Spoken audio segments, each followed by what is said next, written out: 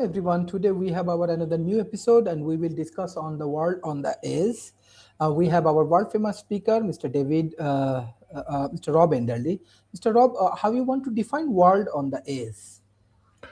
Well, World on the Edge is really kind of indicative of conflicts between countries, ideologies, and religions exacerbated by climate change.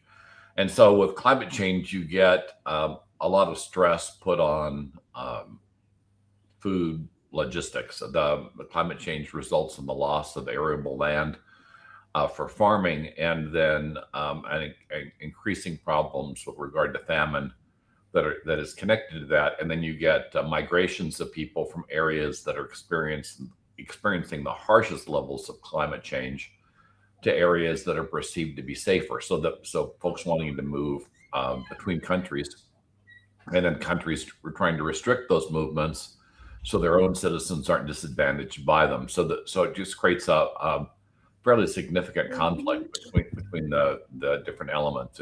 It's where before the world was kind of tolerating different groups, and respecting state boundaries.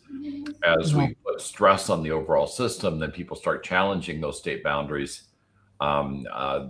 Start to identify groups that they don't like and want to eliminate, in order for there to be more for their own groups, and the end result is conflict. And so we're seeing that conflict break out.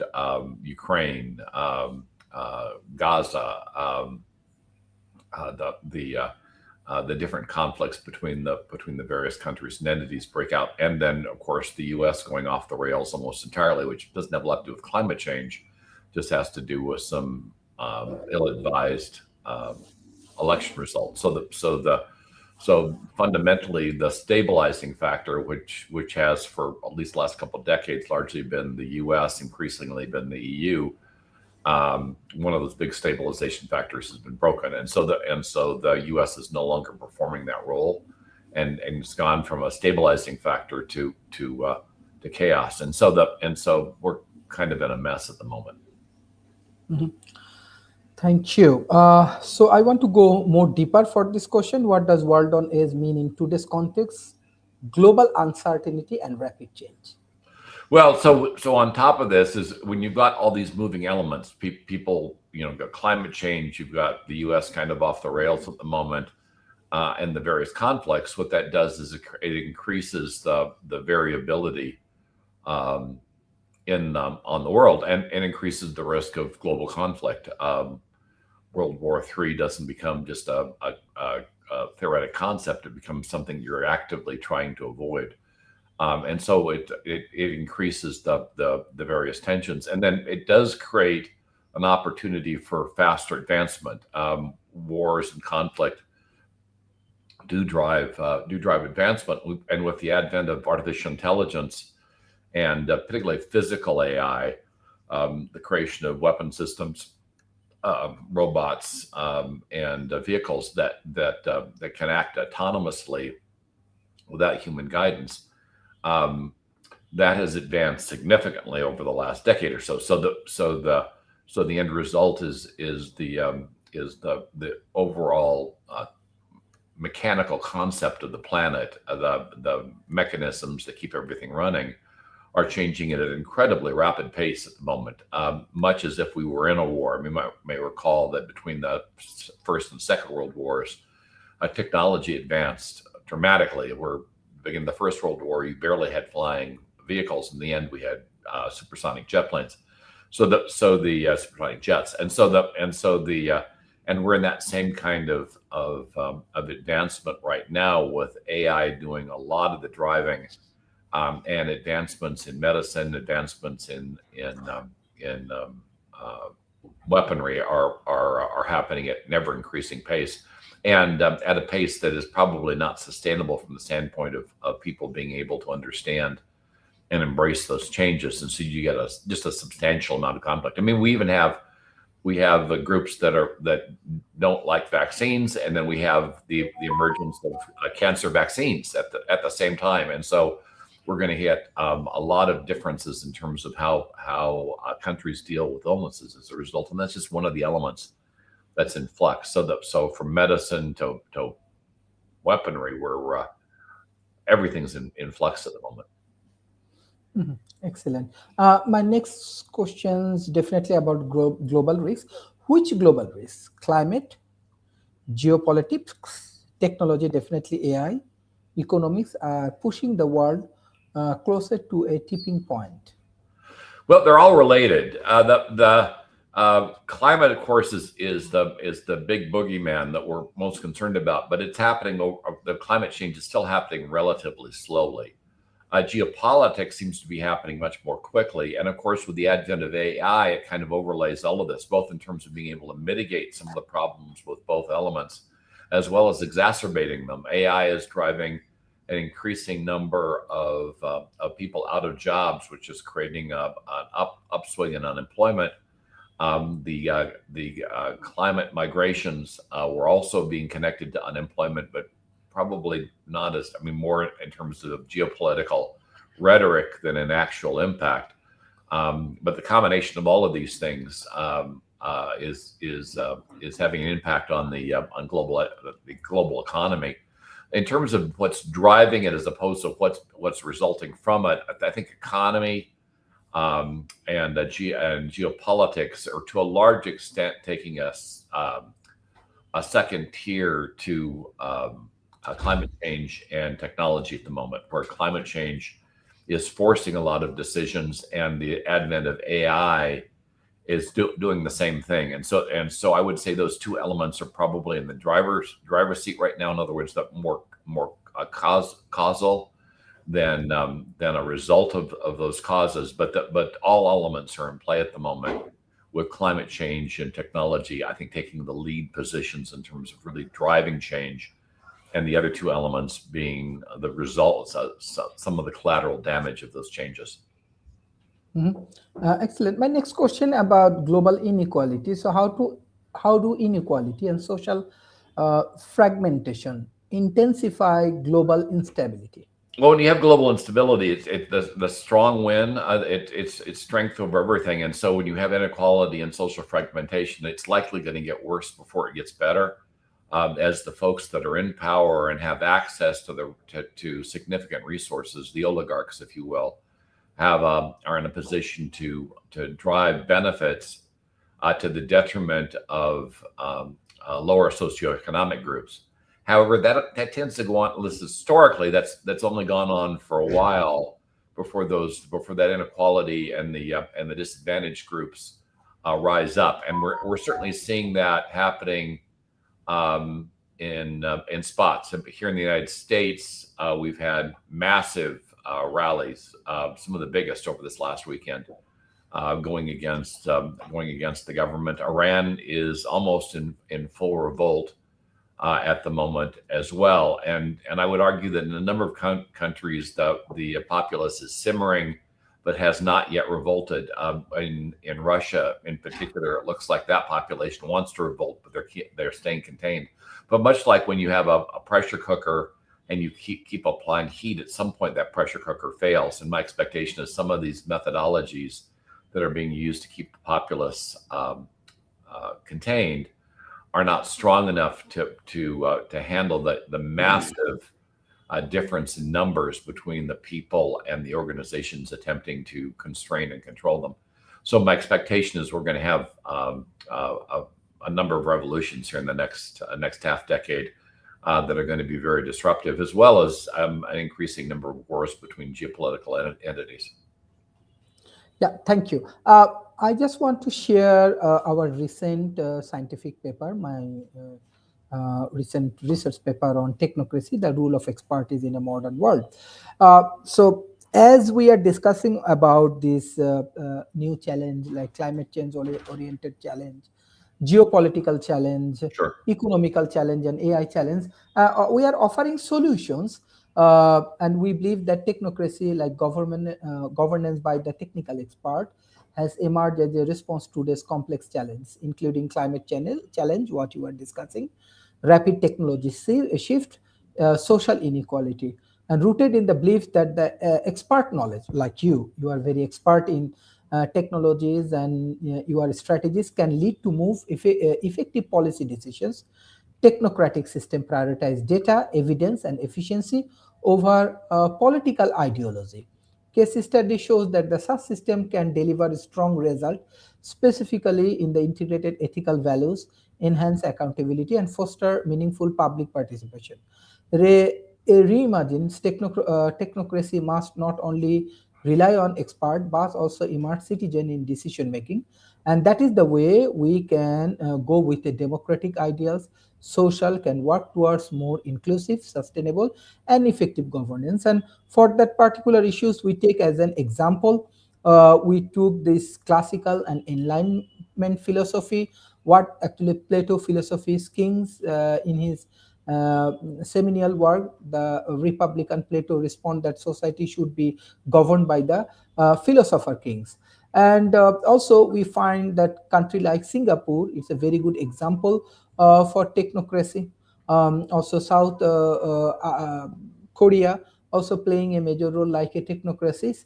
And beside that, we are finding that European Union and European Central Bank, public health agencies, democratic institutions, everybody step by step, they are actually transparently introducing technology. So we believe the technocracy and the legal framework can be important role, and we believe we need institutionalizing citizen panel to advise technocratic agency. We need legalization, mandatory transparency in expert bodies, and we have to establish a chaos board for the technocratic institutions. So that is my research outcomes, what I learned from Asia Pacific, what I learned from Western world. What's your thought actually? Do you want to add something that this technocracy can play a role, or do you have a new strategy for this complex world? Well, so the promise of a technocracy is the idea that people are making decisions from data. They're doing analysis, they're doing simulations, and they're basing their decisions on the data that they have. The fact of at least what we have in demonstrated technocracy is very different. Often what we see from technocrats is that willingness or a desire to have power, but not a willingness or a desire to really understand what the populace wants or needs. And so you get another power group, and a power group that can manipulate the data to provide the answers that they want, not necessarily the answers they need. Confirmation bias is kind of rampant in most structures, but in a technocracy, it can be deadly because you have this belief that people are acting off the data, but if they're too embedded in confirmation bias, in other words, only looking at the answers that agree with the positions that have already taken, then it's not really a technocracy. It's a fraud. It's people using their gut and then using technology to back up a decision they've already made, as opposed to doing the analysis, the simulation, and then basing the decision on those elements. And so as technocracies are being rolled out, the key part of this has to be that there's a scientific method underneath the decision process that you can't breach it. If technology provides you with an answer you don't like, it's still the right answer, and so you still have to base your decision on that data. You can't go back and corrupt the data in order to get the answer that you really wanted, because then all you're doing is creating a fraud. You're not a technocracy. You're just another dictator acting on your gut and using the technology access you've got to validate the decisions you've already made. And since that validation is false, many of those decisions will be in error as well, and you'll end up doing more damage than good. And so the key here in doing this is build up organizations that are largely data based, that have strong audit functions, so that you can weed out people that are not using the technology appropriately, and so that you create a connection between the populace and those that are making decisions for the populace. So it's beneficial for the people, not just beneficial for the people on top. There lies the difficulty. If you look at the U.S. and the Peter Thiel-led technocracy, they're doing a substantial amount of damage. We had the effort by Musk in the United States government to use people that were ill-trained to go through and cut costs in the government, and they broke organization after organization, they laid off people in mass. They had collateral damage that was so great it was almost unbelievable.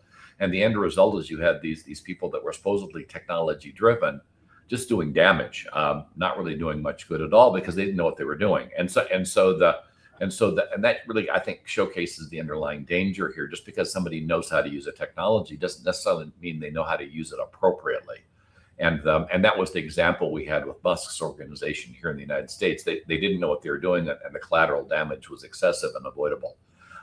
So here you do need a strong audit function. You do need people that enforce the use of technology, people to go back in and look at the decisions and analyze them and make sure those decisions were based on the simulations and analysis that was done before the decision was made. Or if a decision was made before the analysis was done, make sure that the analysis, once done, has an impact on the decision to either overturn it or modify it so it's to the benefit of the people it's supposed to be benefiting. That's not really how we're doing it in most cases. I think Singapore is an example of how it's being done right. I think China may be an example of how it's being done wrong because the government isn't changing out the really intelligent people running China, and no argument the country is doing great in terms of advancement, but the people seem to be getting left behind as a result, and I think it's going to cause them problems in the future because of that disconnect. And looking at the U.S. is just a complete off the rails mess at the moment. So and we're now talking civil war here, which would be problematic. So the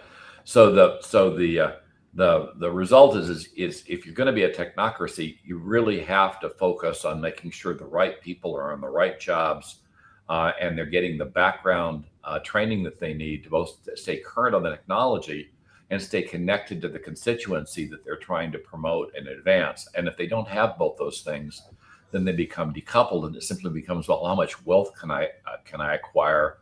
And we don't really care about the people that aren't or that aren't part of that wealth calculation, and then that leads to revolt and rebellion and significant problems going forward. So it really does require, if you're going to do this, a deep connection and an understanding of the population, of people's behavior, what's good for them. Sometimes what's good for them, whether they like it or not, and in a lot of cases, what's good for them if they're well educated, and it does actually require a well educated populace. This idea that you keep your populace stupid and compliant isn't good if you're going to drive a technocracy, because you want as many competent people coming up as you can, so you can pick the cream of the crop, as opposed to disenfranchising large groups of people and keeping them out of the technocracy, out of government, and really kind of turning them into second-class citizens. That's bad, because those second-class citizens, again, have a tendency to rise up and then fight the system, and you don't want that kind of friction, either in the system or in the decisions that are being made. I just share our model, specifically when you discuss about these technocracies and all of the things. And I understand that you have some argument which is logical. And in our research paper, we are what I'm writing or what I'm gathering information towards a democratic expertise hybrid. The hybrid governance model, I identify citizen assembling. In Ireland, citizen assembling composed of randomly select citizens work alongside experts to develop climate policy. This model merged grassroots legitimacy with specific scientific results. Also, the deliverable pooling, this method gather a representative sample of citizens, provide them with the balanced information and facilitate structured discussion. The goal is to produce information public opinion that can guide policy decisions. And secondly, what you are discussing, we are also discussing the same thing, specifically the transparency and public accountability. For technocracy to maintain public trust, its process must be transparent. This includes publishing data source and methodology. Number two, making expert deliverable open to the public security. And number three, engaging with media to explain policy, what you are doing, right? You are engaging with the media and explain your strategy and so on. So this is the things we also request the people. And number 3, technocracy and the legal framework. The legal dimensions of the technocratic government are increasingly significant. In technocratics and the law, the authors argue the governance by the expert must be bound by legal norms to ensure accountability and prevent technocratic overreach. Legal mechanism can function as a check and balance system for the expert authority. And final So thing. let's hang on. Why don't we go through and just kind of discuss each one of the things and what's kind of important about it. So when you talk about technocracy and the legal framework, the importance is to make sure that legal framework is able to change over time as the technology and concepts underneath it are changed. And we have a real problem with getting rid of old laws. We pass new laws, but often don't go back and get rid of the old one. And in the prior section, when you talk about transparency and public accountability, you have to make sure that there's an organization strong enough to assure that. In business, we call them internal audit. In governments, we call it law enforcement. But what's really important to this in a technocracy is to make sure those people are constantly trained up and understanding the technologies that they use and understanding the technologies that their opponents are using, so they can come up with strategies to best counter those that are doing harm to their societies. So the training is so important here, because often what we do is we put people in jobs that they don't know what they're doing, and then we fail to train them into those jobs. And so over time, particularly as technology advances, it's advancing very quickly, people become less and less competent to do the jobs that they've been put in. And so it is so incredibly important to make sure the folks that are in decision-making positions and those supporting them are constantly learning, that they're constantly engaged with the changes in technology and become, if not experts, at least competent enough to know what technologies work and what don't. That's one of the big issues with AI right now. We've got kind of the blind leading the blind. And that's why we've had nearly a 90% failure rate in AI rollouts. It's because people aren't learning from the 10% that are successful and applying it aggressively to the 90% that aren't. That's all learning and training, and that's old school. So these things can be incredibly effective, but only if people remain current, because otherwise they either are incompetent and stay incompetent, or they start off competent and become incompetent over time due to a lack of training and staying up to date. This happens most in politics, where politicians stay in their roles for decades and then they never retrain. So you get politicians that are used to the world of the 1950s and 1960s making decisions in the 2000s, where the world is significantly changed and their framework for those decisions has long become obsolete. So it is so important to make sure that the right people are in the right jobs and that they are trained constantly to remain the right people in the right jobs, and for those that are misbehaving or failing to act, so they're removed from the process so they don't do harm. It's the people aspect of this, I think, is where we kind of lose track, that we absolutely have to create a methodology of constant retraining, of constant rethinking the positions you're in, and on a regular basis go through the laws to make sure if they were even relevant anymore and get rid of the irrelevant ones. I mean, we have laws here on the books that make absolutely no sense and haven't for decades, and yet they're still there, and they're still laws, and they're still enforceable.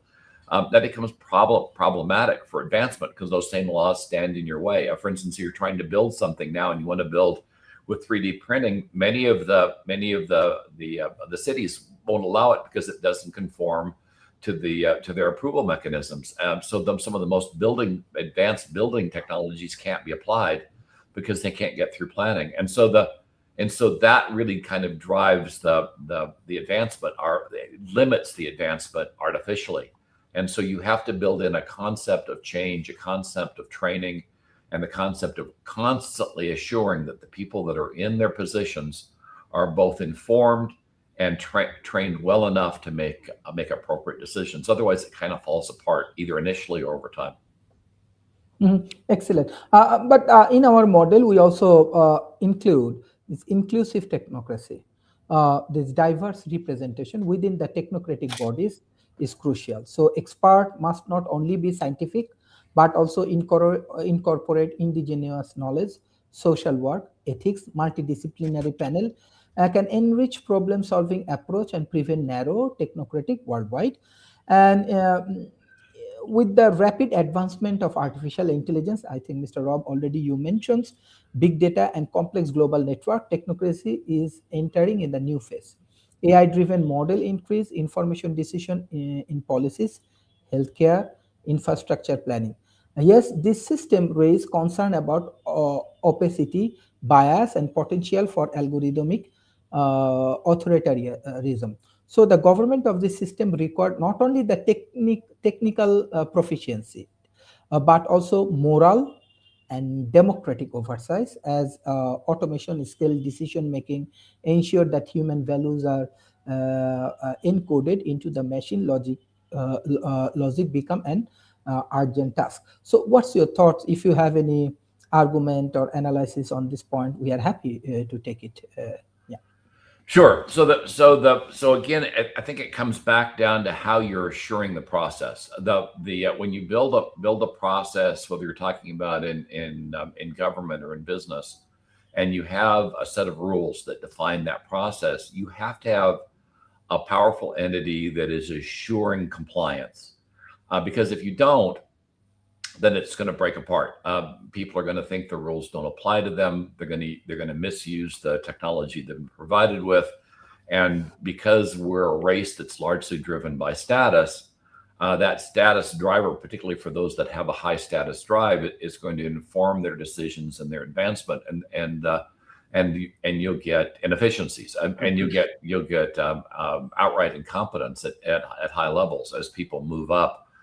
Based on nepotism, favoritism, bias, and not based on competency and capabilities. You can certainly see in some of the technocratic organizations a high level of advancement in those groups that are in the majority. For instance, here in the United States, white guys, and a lack of diversity in terms of both race and sex, and you want that diversity to make sure that you get everybody engaged, and because those differences in race and sex do allow for variances in how decisions are reached, and sometimes those decisions are better. In fact, often they're better by the groups that have been disenfranchised, because sometimes those groups are better connected to what's going on the ground.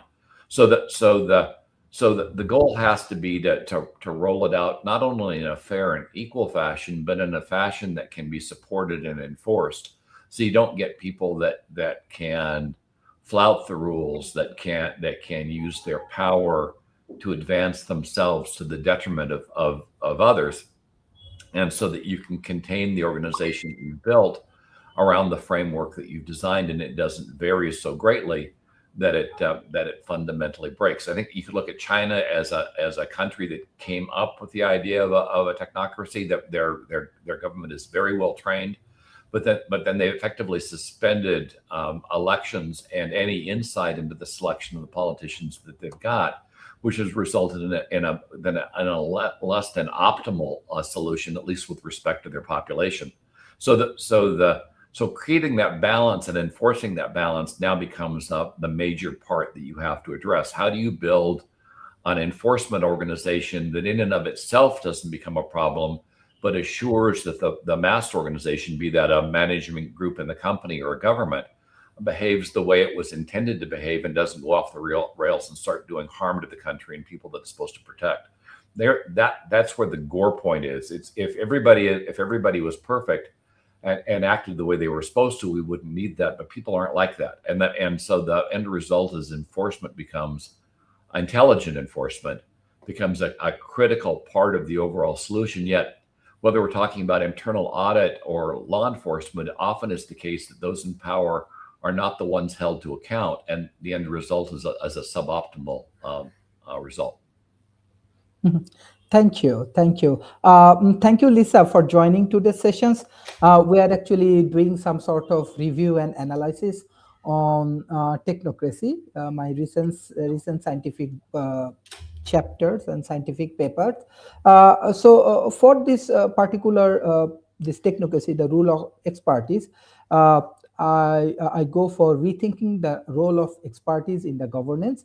I believe that technocracy is neither it represents a pragmatic response to the complexity of the modern governance, but must evolve to coexist with the democratic norms.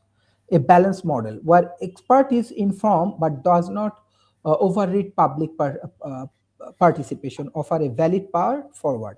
So my key proposal for the such balance include: number one, institutionalizing citizen panel to advise technocratic agency. Number two, legalizing mandatory transparency in expert bodies. And number three, establishing ethics board for technocratic institutions. Ultimately, the legitimacy of the technocracy rests on its ability to integrate knowledge with justice, efficiency with the empathy, and science with social values. Miss Lisa, what's your views about technocracy? Okay. Do I need to introduce myself first? Yeah, sure. Okay. I'm a member of CID UNESCO. That's the International Dance Council Division. I've got several different jobs, and the one that I'm practicing the most right now is that of Global Outreach Director and founding member for UnityNet International, which has been joining with a number of groups all around the globe in building collaboratives in conflict regions. That is nonprofit groups on the ground, showing them how the larger, more collaborative network works, how it's put together, guiding them through the process, giving them advice, because of course, who knows better what's going on in their nations than they do? We need their knowledge and experience in order to get this done. Presently, I have over 4,600 contacts in over 50 nations, 30 of which have made it through the process so far to get inside of the UnityNet, which has over 1,000 pages, covering a large variety of subjects of every kind, where people can get brought together in pages with their fellow professionals, with others who intervene in the same domains, who do different things but have the same concerns, plus connect with others who seek the latest information in science, technology, innovation, and of course, the Sustainable Development Goals, hundreds and hundreds of pages there. And lastly, with others in their own nation that are in this program. And we are working with a number of UN-related groups to take a look at other UN programs that wish to be involved, such as the groups that are looking to preserve languages at risk, those who take care of and protect specific populations. And of course, we've got scientists, architects, engineers, who all have ideas about how to satisfy these sustainable development goals in many ways. So, technocracy, yes, it has its ups and downs. One of the programs we're putting together, the Conscious Voice Translators Coalition, will be used not just for literal translation in the meetings that we have, but they'll also be using AI to refresh language use among those who haven't spoken it in a while, those who want to learn from scratch, plus help us preserve languages that are at heavy risk of disappearing altogether, because, well, language in many ways is our own history. It adjusts to the situations that we've met all throughout the millennia. And to lose that, we lose a portion of our history. And we already know that old saying, those who do not learn from history are doomed to repeat it. And we're seeing a lot of that going on right now as the world passes into the fifth industrial revolution, which is probably part of the reason that we're all meeting here.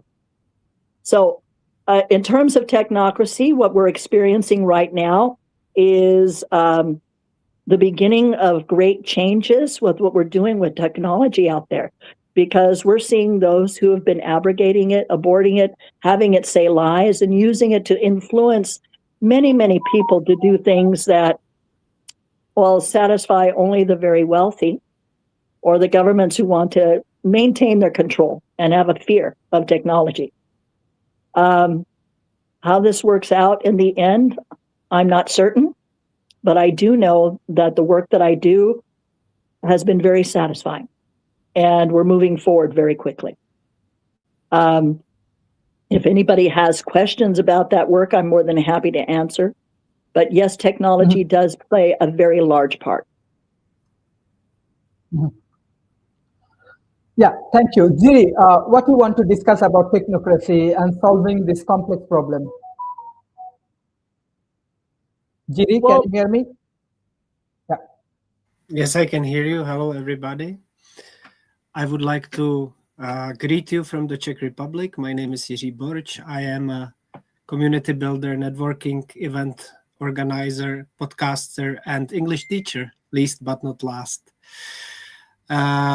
I'm very happy to be here, and I read your paper, Dr. Sharif. It's very interesting about technocracy. I myself, I am not expert on this subject, so I cannot say much about it, but I would like to listen today, and I brought Miss Lisa here today with me, who I cooperate with very long time, and she's my good colleague and friend, so as you are, and also Rob.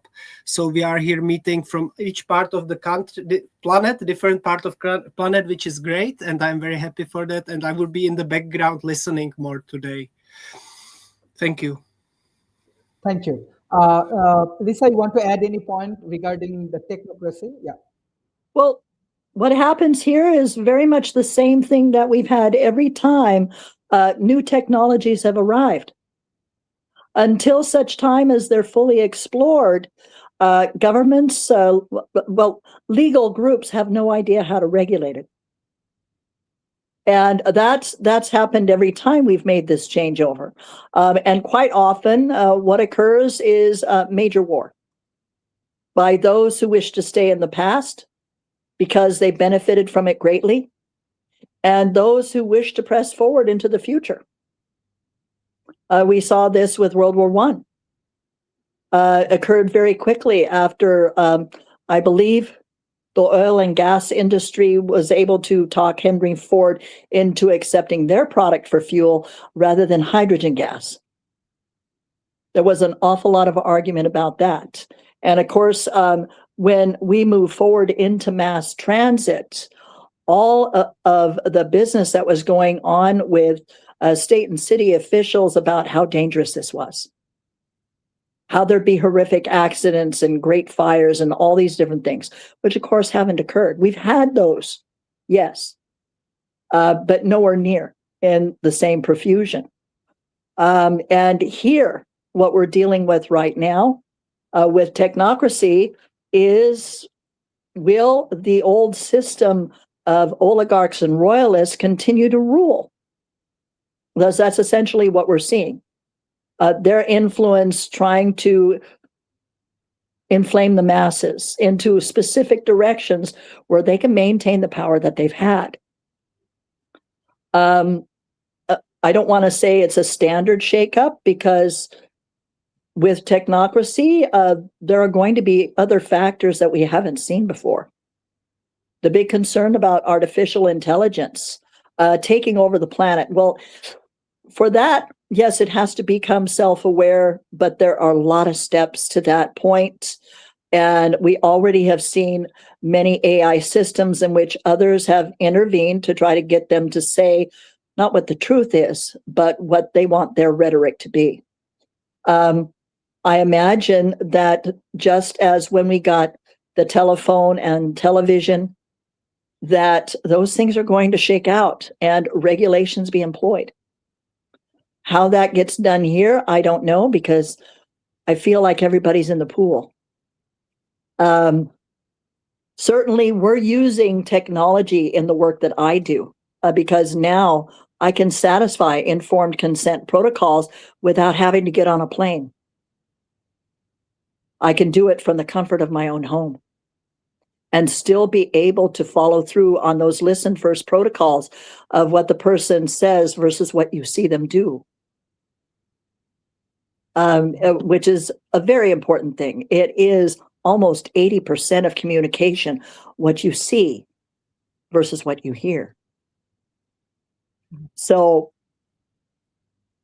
in my mind, moving forward on this, I think it's very good for us to step cautiously. Start to look at those holes that we've been falling through and then decide how we're going to fill them. And communication like this, where we all can cooperate and find out that many of us are thinking the same thing, that's going to help immensely. And I'm very happy to be here. Thank you. Thank you. Professor Rob, my next question, are current global institutions capable of managing systematic interconnected risk, what we are discussing today? Why or why not? Mr. Rob. No. The global institutions tend to be staffed by older folks. And we have a tendency to not retrain after a certain age. And so the end result is that you've got a lot of people, I would argue the majority of people that are in power are not at all prepared for the kind of technological advances that are going on today. Have no concept. And we saw that when the internet rolled out in the 90s. We had politicians that just couldn't grasp what this concept of connectivity was, let alone how to regulate it. And so in a lot of cases, they were doing as much harm as they were doing good. In some cases, much more harm than they were doing good because they didn't understand it. With artificial intelligence, you need guardrails, significant guardrails around the technology, because it can do a significant amount of damage if it's used in the wrong places before it's ready. For instance, weapon systems. You don't really want a whole bunch of weapon systems that are autonomous at the moment, because those weapon systems' ability to tell friend from foe are iffy at best, and the chance of one or more of them going off the rails is almost certain, particularly when you get to the scales that you need for a war or major conflict. And yet we're advancing these systems and we're putting them in the field very rapidly. Ukraine is doing some amazing work with regard to applied AI, but the understanding of those technologies still resides in the people that are using it and developing it, not on the people that are attempting to regulate it and assure the protection of their population should those technologies go off the rails. And it's not necessarily that Ukraine's technology go off the rails. Russia's on that same race. They're developing autonomous robots that are frightening to see, at the very least, very hard to stop. And would one of them misbehave, it could do a substantial amount of damage before it could be brought down and discontinued. And we've got, of course, autonomous cars already on the road.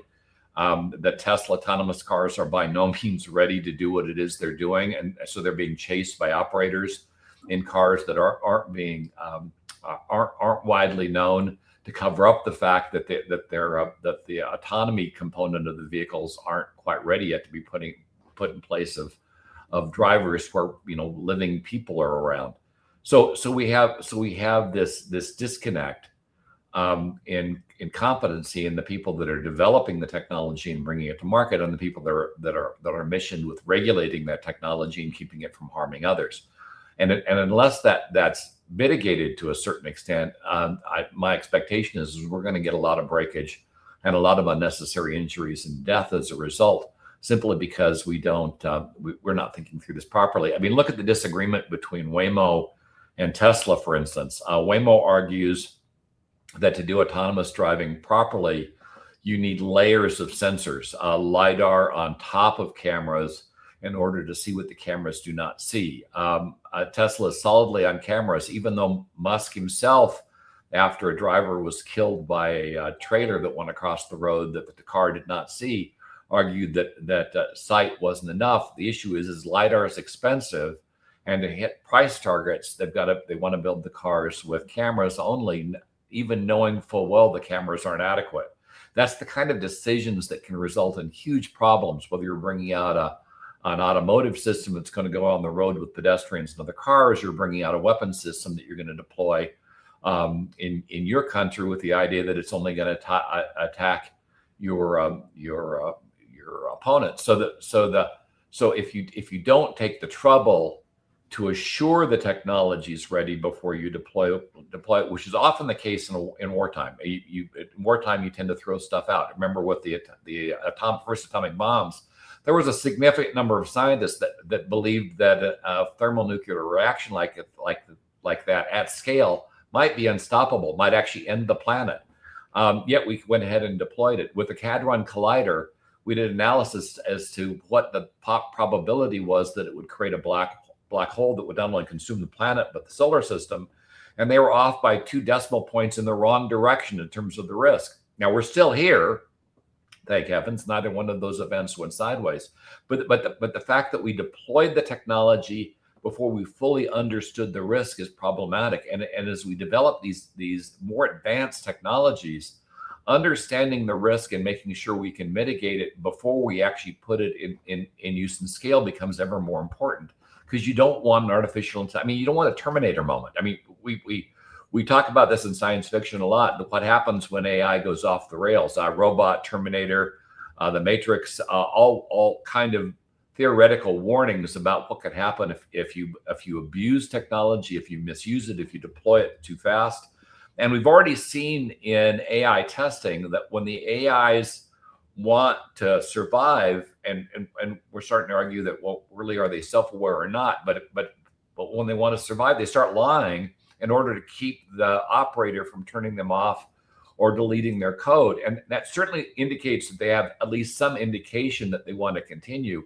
Whether we're going to call it self-awareness yet or not isn't as important as the fact that once these things start making decisions outside of the parameters of their programming, which is in all cases what we're seeing at the moment, that we have the ability to be able to rein them in if they start doing harm. Yet we don't have the protections. Protective organizations that were created by the Lightbulb Foundation, that were created by Google, are underfunded and understaffed, and the end result is if one of these systems really goes off the rails and doesn't do it in a friendly manner, like we had in the Forbin Project movie, where they decided they were going to protect society whether we liked it or not.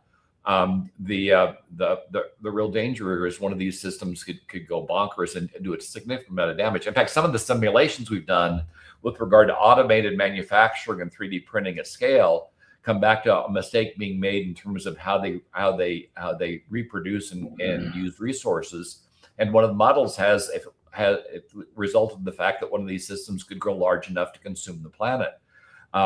Granted, it's a long shot, but the fact that we're aware that the problem could result would indicate that we need to have protections against the problem before it actually occurs.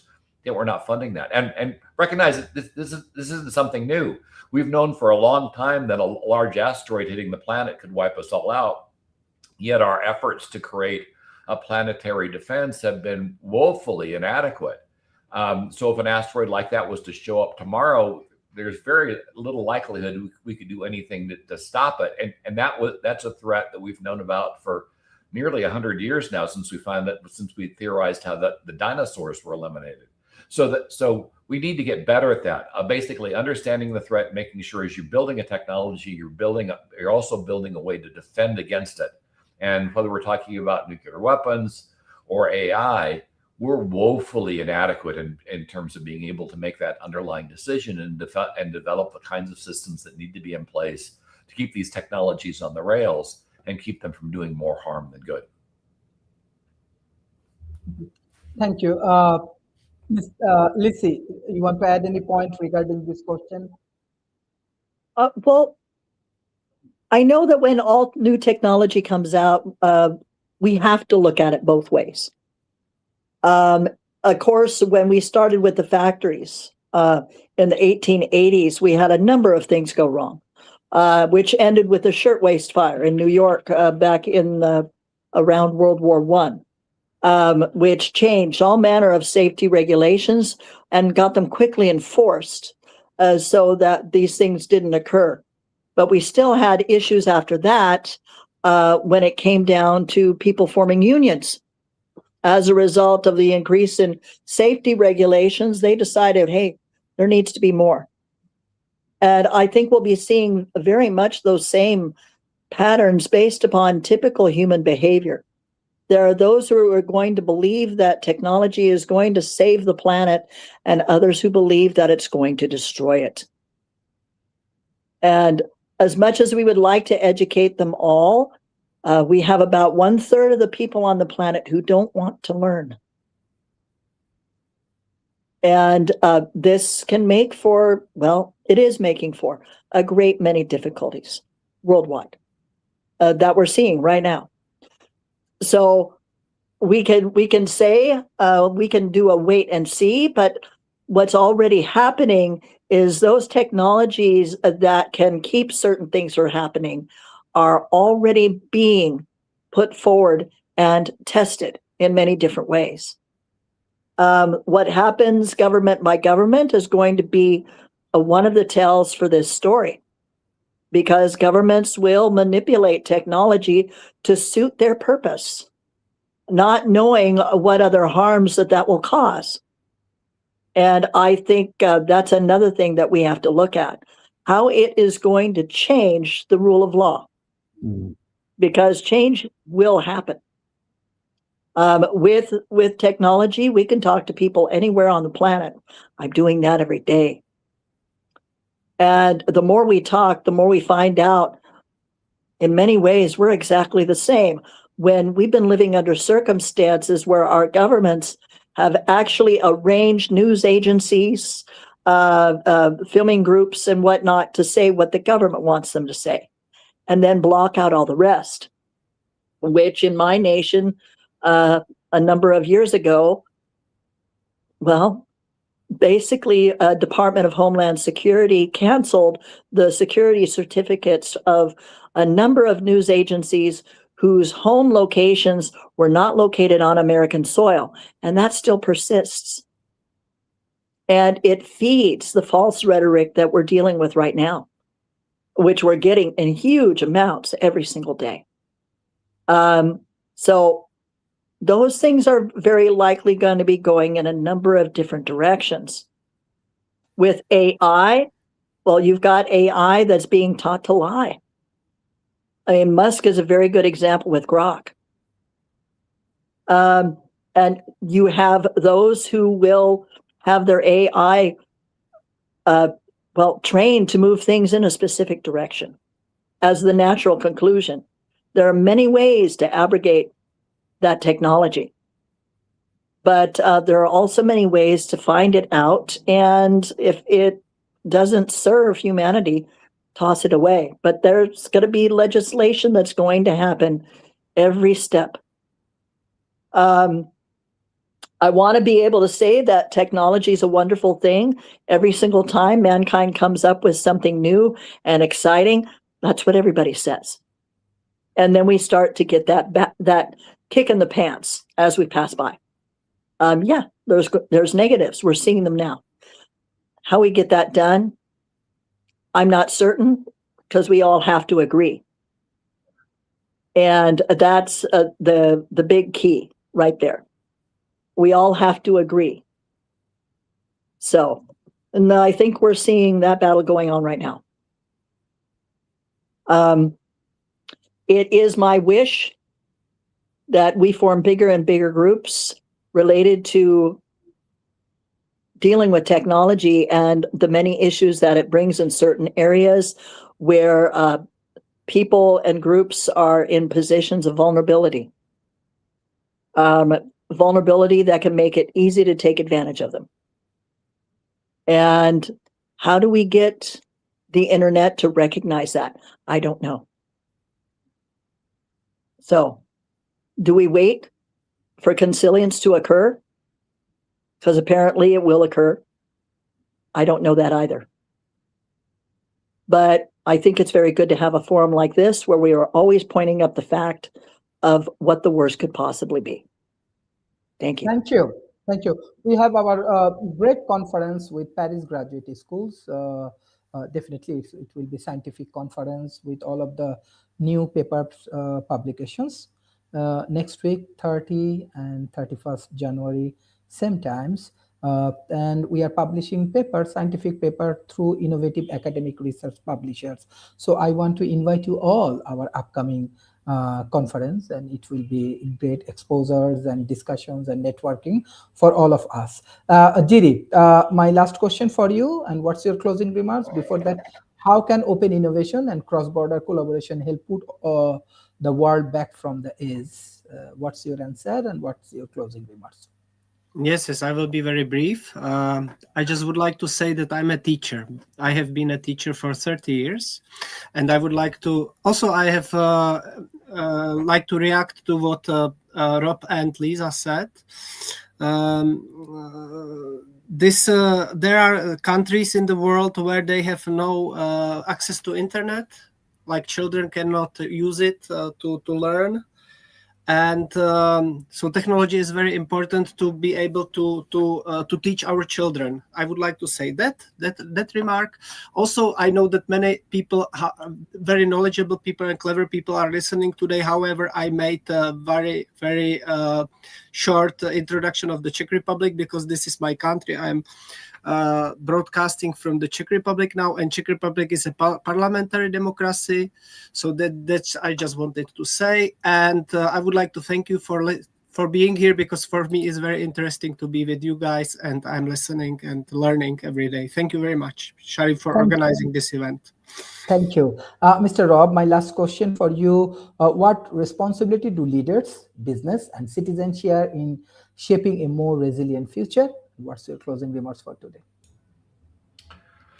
Well, I mean, if you're talking about what all three groups share, it's the desire to survive and advance in a safe and equitable fashion. Now, granted, the equity depends on the person that is speaking.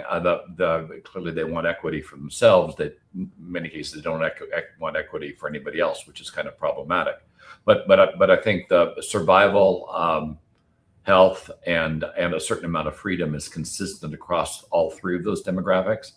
How they implement that desire and turn it into action is very different, because the power levels that each of those groups have is very different, and the tendency to abuse power once you have it is still significant. And technology is a power multiplier.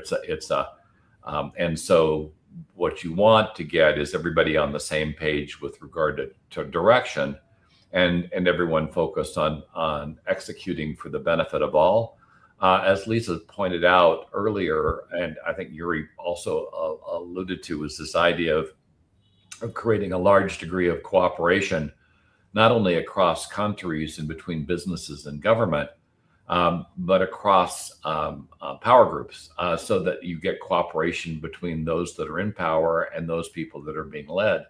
And the underlying connection keeps everyone focused on what's good for all, as opposed to what's good for any distinct group.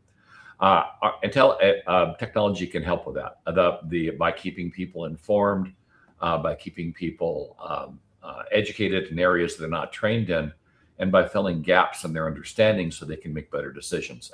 And I think at the heart of it, everybody would like to be right, but or at least they demand to be right. But the real goal should be to be correct. This idea of dominance, argumentative theory that suggests that the people that are right, whether or not they're correct or not, are the ones that lead, is problematic. And we've certainly argued in the past that's hard coded into our DNA. So overcoming that, so we're making sure that we're correct. We're taking the moment to understand the underlying information and making the best decision as possible, as opposed to making the decision and then using that underlying information to post-justify it, becomes incredibly important. And so there's a way to use technology properly. I think we should aspire to do that. Sadly, that's not the case right now, and probably won't be in the case in the future unless we go through a significant amount of effort to assure that people stay on the guide rails and don't abuse or misuse technology as we increasingly do. Thank you. Madam Lisa, what's your closing remarks for today's session? Well, I believe that what we're seeing is a standard going through of new technology. Every single time something new comes along, the very first thing that gets done by mankind is we test its boundaries. How far can it go? What can it do? What's it capable of doing if misused? And I think we'll be seeing all those explorations happening here with technology as well, whether we wish them or no. So setting up those systems by which to mitigate those things that we know are harmful, as soon as we actually advertise that that's occurring, I think you'll be seeing many, many groups wanting to step in and have their say, which is the first thing that would have to do, deal with the rhetoric. But with forums such as this, we can keep people having that idea foremost in their heads when it comes down to extended use of this technology. That we have to get through this period where everyone that's out there that can abuse the system is going to try to do so, which has happened with every type of technology we've run through. We've seen the abuses that come through, the horrible crimes that occur, and then there is that rounding out of other people coming in and setting up those boundaries so that safety is assured at a higher level. Thank you. This is excellent discussions. I request all of our audience, please share our content with the government, agency, corporation, and academia. And right now, around the world, we have around 100,000 members, scientists, inventors, politicians, students, youth, from 100 different countries. They join in our World Talent Economic Forum, both in online conference. We go for publishing through Amazon, through Roku, through Pod TV, through Good News, through Pacific Rim Business Council, Transhumanist Party, all of the good people from around the world. In Japan, we publish through B Lab. So I request all of our audience, please support this talent economy. And we have all of the brilliant people, those who joining the discussion. So coming conference, 30 and 31st conference, it will be very interesting. And we inviting all the Silicon Valley people, the European scientist and inventor, African scientist and inventor, South Asian scientist and inventors, from Asian perspective, from South American perspective. So it will be huge gathering. And we are taking action. We are publishing paper, we are developing policy, we are developing projects. And through this process, we are uplifting the emerging economy. Basically, I want to give special thanks to my friend from Global North, like Rob Enderle, like Lisa, like Jiri, those who continuously support this effort. Your knowledge is priceless. Your expertise, your wisdom, always valuable for emerging economy. We do not need wire. We need intellectual contributions. And this is the way we can change human life. Thanks for joining today's session.